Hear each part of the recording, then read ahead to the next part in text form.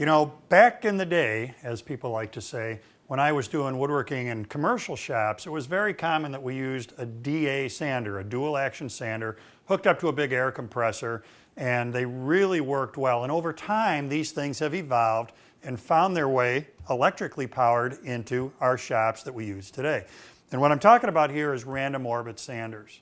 So first, what's the deal with a random orbit sander? Well, you know that if I take a sanding disc like this and I power it up, I can very, very quickly remove a lot of material. It's a real aggressive way to sand.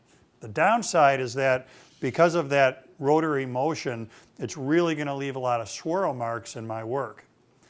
If I use a sander that's only got an oval motion to it, they leave a better surface finish, but they're not very fast.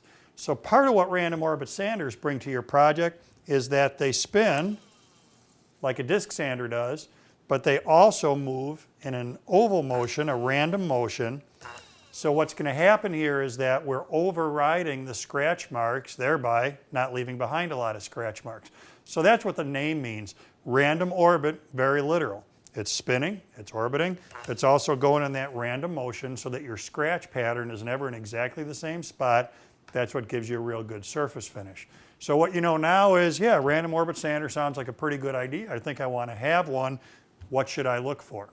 Couple things here. First, let's talk about size. Commonly, people look at 5-inch random orbit, 6-inch random orbit. So what that's referencing is the diameter of the disc.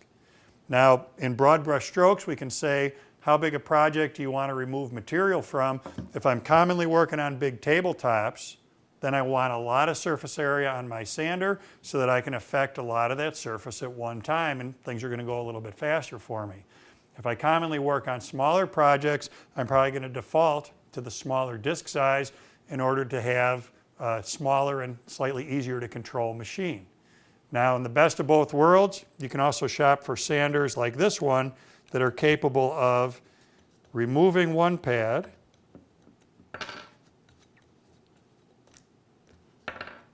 and swapping it so that I can have a 5-inch or 6-inch sander, and I can just go back and forth between the two depending on what project I'm working on right now.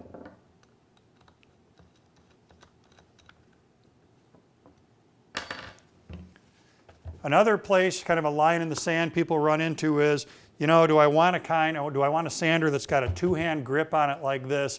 And with that 6-inch pad on there, I like having 2 grips on there. It gives me real good control, especially with that big pad, making sure I can keep that sander nice and flat on my work. But when I go down to that 5-inch pad, I kind of like being able to remove this handle. And part of the reason for that can be that when you want to work right up against a wall or inside a cabinet, the inside of the cabinet carcass itself, sometimes not having a handle on there is beneficial, allowing the pad to get in tighter into inside corners. So again, in the world of buying advice, one thing to do here is just handle different kind of sanders. Another thing to do is look for a machine that gives you the capability of removing the handle on the front when you don't want to use it so that you can get it out of the way.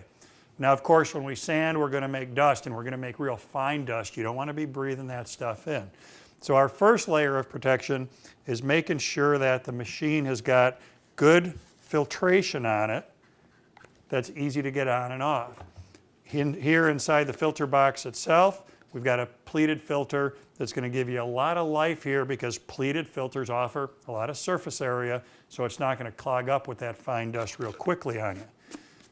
My preference is, when I'm doing a lot of sanding, instead of using the onboard filtration, I'd like to be hooked up to a vacuum that's going to actually extract the dust completely away from where I'm working. In that case, you want to make sure that your sander's capable of taking a dust port like this one that's able to hook up to a lot of different size of vacuums so that whatever size hose you're using, you know you're going to be able to connect it to the sander when you're using it. Another feature that's real handy to have and worth shopping for is variable speed. Now, commonly on your woodworking projects, you're probably just going to run this on full bore. But when I'm sanding something that's real fragile, for instance, if I'm working on a veneered material, it's likely that I'll slow this down, and what I'm worried about is sand through. So if I sand on that aggressive setting, I'm increasing the likelihood of sand through because it's taking material off pretty quickly. If I slow this down to a lower RPM, It's going to give me a little bit more control. The other place this is handy is if you ever work with materials that are prone to suffering from heat buildup. For instance, if you're going to sand a plastic or an acrylic, then running this on a lower RPM is going to prevent that heat buildup so that you sand instead of melting your material. The other thing that's huge with these is how easy they are to hold on to. And what I mean by that is how much vibration is it transferring from the sander into you. So the best advice I can offer there is do your sander shop in some place where you can plug them in and you can run them so that you can get a good feel in a side-by-side comparison of how one sander operates versus the next one. And again, what you're looking for there is a machine that does not transfer a lot of vibration up into your hands. That's going to let you work longer and it's going to be better for you. Last feature I like to talk about is the ability to lock that trigger in an on position. When I'm working on a big surface, again like a tabletop, I'll lock that on so that I don't have to squeeze that trigger all the time and just let the sander do its thing, increasing the surface quality as I'm doing my sanding. So lots of good points to look for here. Random orbit sanders these days, pretty much a must-have tool for your shop. Make sure that you shop for each of those individual items to get the sander that's best for you and your woodworking.